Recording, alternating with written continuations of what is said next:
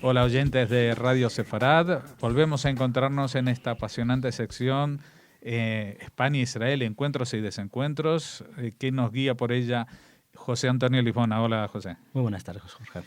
Bueno, habíamos llegado al momento culminante, a la boda, por decirlo así, al tratado, a la firma del Tratado de Establecimiento de Relaciones Diplomáticas en el año 86. 86, exacto. Había sido en enero del año 86. Efectivamente, el 1 de enero se integra España en lo que sería la entonces Comunidad Económica Europea, actualmente Unión Europea, y el 17 de enero, 17 días más tarde, España firma lo que sería el establecimiento de relaciones diplomáticas España-Israel. Uh-huh. Bueno, estamos en, digamos, a mitad de camino de los gobiernos socialistas del PSOE, ¿no? Correcto. Yo creo que llevamos creo bastantes capítulos, hemos hablado extensamente de ese desencuentro que se inicia cuando se crea el Estado de Israel, en mayo del 48, y que hay un encuentro en la actualidad, en lo que sería el año 86. Han sido 38 años dándose la espalda, negándose mutuamente. Al principio es Israel la que no quiere mantener una serie de relaciones diplomáticas o reconocer al gobierno llamado fascista del general Franco.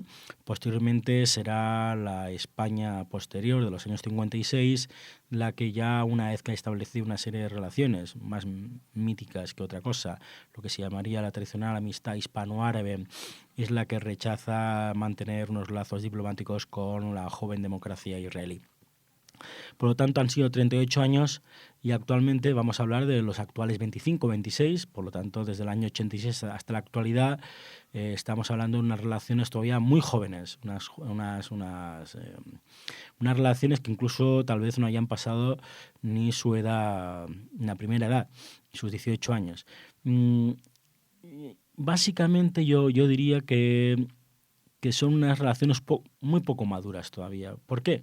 Porque a diferencia de las relaciones bilaterales o diplomáticas que puede establecer Israel con cualquier otro país europeo, llámese Italia, Francia, Bélgica, Holanda, con España hay algo muy sintomático que se reproduce y es una característica de las relaciones bilaterales España-Israel, que es cómo condiciona el conflicto, cómo condiciona el proceso de paz en Oriente Medio, cómo condiciona los avances o retrocesos en el proceso de paz israelo-palestino, las propias relaciones bilaterales. Y eso no pasa con otros países. Efectivamente, pueden ser mejores o peores las relaciones que pueden tener Francia, Italia o Inglaterra con Israel, pero el condicionamiento de un elemento como es la situación interna y el conflicto israelí lo condicionan grandemente.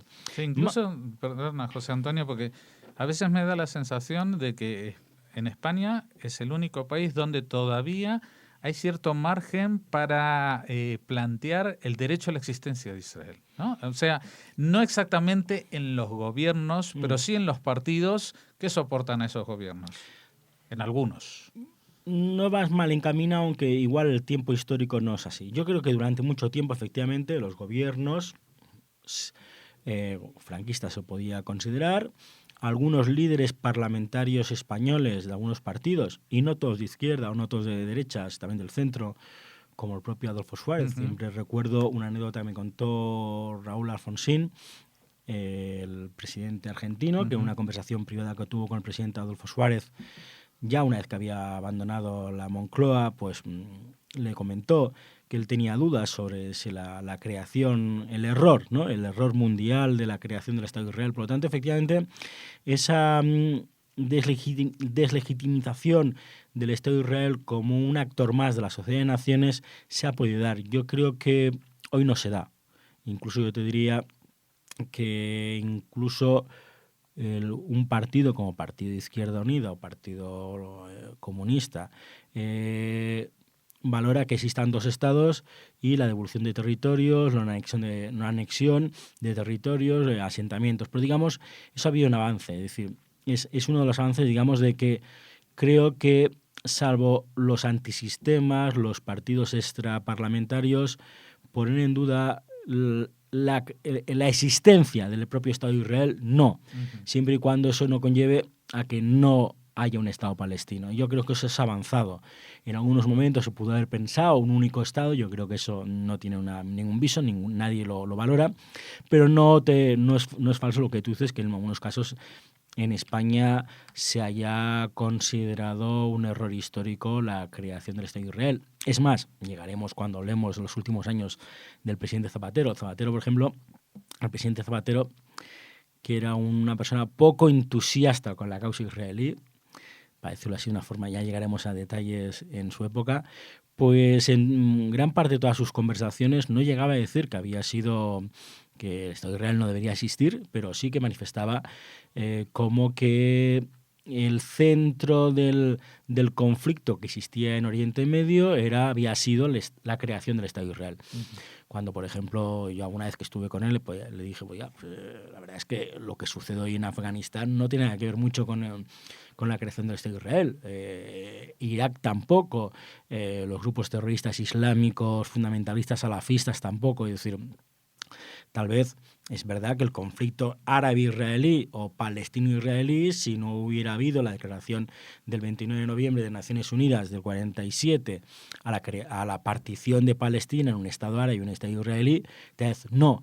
Pero de eso a extender que gran parte del conflicto que sucede en Oriente Medio y todo lo que es el Oriente Extremo también es causa de Israel, es un exceso. Y hay políticos que efectivamente sí que creen que la creación del Estado de Israel ha sido el origen de una inestabilidad, un conflicto mundial. Disculpa que te haya desviado del camino. Porque no, está muy bien lo que decías en el sentido, como yo, las relaciones bilaterales van a estar condicionadas durante estos 25 años por el proceso de paz y van a estar condicionadas por el conflicto. Incluso tomando la palabra de un buen amigo mío y que fue embajador de Israel en España, como Víctor Ael, él añade que las relaciones bilaterales España-Israel son rehenes de ese conflicto. Y es cierto, cuando en estos 25 años ha habido un avance en el proceso de paz, las relaciones bilaterales han pasado por momentos de oro, y cuando en estos 25 años la situación se ha mantenido, ha habido un retroceso, llámese primera intifada, segunda intifada, guerra del Líbano, segunda guerra del Líbano, Gaza, entonces, o flotillas, siempre que hay un acontecimiento en el panorama internacional, eso es un retroceso en lo que serían las relaciones, y por contra, todo lo que supuso los acuerdos de Oslo y los primeros años del intente de los acuerdos de paz entre Israel y Palestina, pues fue un avance también para las relaciones bilaterales. En este momento, por ejemplo, estamos viviendo no una edad de oro, porque efectivamente no hay motivos de conflicto, pero sí que efectivamente desde lo que sería 2009, enero del 2009, con Gaza y flotillas y algún caso concreto, pues las relaciones bilaterales pueden decir que son normales, como las que pueden mantenerse como cualquier otro país. Volvemos un poco a lo que decíamos al inicio de toda esta historia en el año 48. Las relaciones hispano-israelíes, las relaciones de España e Israel, no son iguales como las que puede mantener Israel como cualquier otro país. Para mucha gente son tibias, frías, distantes. Para otros pueden decir que son diferentes. Lo que sí son especiales. Y partimos del mismo hecho de que Israel o el mundo judío tiene dos países, o dos en su mecanismo mental tenemos en su imaginario colectivo dos países donde realmente, que ha sido Alemania, debidamente por el Holocausto, y la España del presente no es responsable de la Inquisición y la expulsión de 1492, pero tanto España como Alemania mantiene en el imaginario colectivo de sus gobiernos y de sus personas y sus habitantes, de su población, una especificación especial. Son unas relaciones muy singulares, muy particulares y muy diferentes. Estas relaciones, como hablábamos en los últimos capítulos, se inician después de haberse dado la espalda en el 86. El año 86, recordemos que en España lleva ya un partido socialista dirigido por Felipe González, presidente de gobierno, que ganó las elecciones del año 82, En Israel se ha formado un gobierno de coalición nacional entre el Partido Laborista, capitaneado por Simón Peres, y el Likud por Isaac Shamir, y por lo tanto tenemos un gobierno socialista en Israel, en España, y un gobierno que en ese momento, el primer periodo, es Simón Peres laborista, pero luego pasará a Shamir. España, desde el primer momento, y debido a lo que decimos siempre, que las relaciones bilaterales están condicionadas por el conflicto, decidió que las relaciones tenían que ser graduales, tenían que ser unas relaciones pausadas. No quería... tenía miedo España, el gobierno español, ya sea su presidente, el gobierno Felipe González, ya sea su primer ministro de Asuntos Exteriores, Francisco Fernández Ordóñez, que las relaciones se dejasen pilotar por Israel, las llevase a una situación muy valiosa para Israel. Todo el mundo recordaba que del periodo que había estado aquí como embajador en la sombra Samuel Adas, entre el 81 hasta el 86, esos 5 o 6 años, había habido una gran actividad israelí para demostrar a la sociedad española, para demostrar a los partidos políticos españoles que las relaciones con Israel no van a ser un motivo negativo para los intereses nacionales españoles, sino que iban a ser positivos. Y durante ese periodo pues, se desarrollan grandes visitas por parte de políticos españoles a Israel, políticos israelíes a España, intercambios económicos se fomentan, hay visitas de artistas, exposiciones, intercambios en elementos importantes como puede ser la tecnología solar, el agua. Por lo tanto, eso se había llevado a una situación muy rápida, a una gran velocidad, y cuando se establecen las relaciones, debido a que fue un éxito la operación de relaciones y por lo tanto lo que siempre había temido los últimos gobiernos de España, de que las relaciones con Israel iban a suponer terrorismo, iban a suponer ruptura de relaciones con el mundo árabe, boicot petrolífero, no iba a haber préstamos por parte de los países del Golfo, fue todo lo contrario. Efectivamente, hubo unas relaciones y no pasó nada, no hubo corte de petróleo, no hubo más atentados terroristas del mundo islámico o del mundo palestino radical, como de Abu Nidal, no hubo tampoco ruptura de relaciones, el embajador kuwaití se marchó 2 días a su casa, el embajador iraní se marchó 2 semanas a su casa, pero el resto de países, incluso los radicales como podían ser los de Irak, la propia Siria, la propia Libia de Gaddafi, la Argelia del Frente de Liberación Nacional, pues mantuvieron una posición de tranquilidad y de visión. ¿Qué va a hacer España? Unas relaciones que al final fueron aprobadas por la propia OLP de Yasser Arafat, fueron apoyadas por Jordania de Hussein, fueron apoyadas y dirigidas por Bourguiba en Túnez, y también apoyadas y ayudando a España a calmar las iras árabes por un presidente Mubarak. Vemos que gran parte de estos mandatarios ya no están, ni Mubarak, ni Bourguiba, ni Gaddafi, ni Arafat. La verdad es que ha cambiado mucho el mundo árabe y en aquel momento también. Por lo tanto, pero España tenía miedo porque el mundo árabe puso una brújula, puso un microscopio a ver si España va a pasar de un país pro-árabe a un país pro-israelí. Y por lo tanto, durante ese periodo 86-87, en cada sesión de la Liga Árabe había un punto del orden del día que era analizar la postura de España en el conflicto Oriente Medio. España mantuvo intencionadamente una graduación de las relaciones, y yo diría más que lo que quiso fue unas relaciones controladas. Aún así, entonces estaba el gran embajador Samuel Adas, y durante ese periodo, que todavía estuvo un año de embajador aquí, todo el año 86 hasta finales del 87, las relaciones hispano-israelíes por parte israelí fueron estupendas, en el sentido de 6 presidentes de comunidad autónoma fueron a visitar Israel.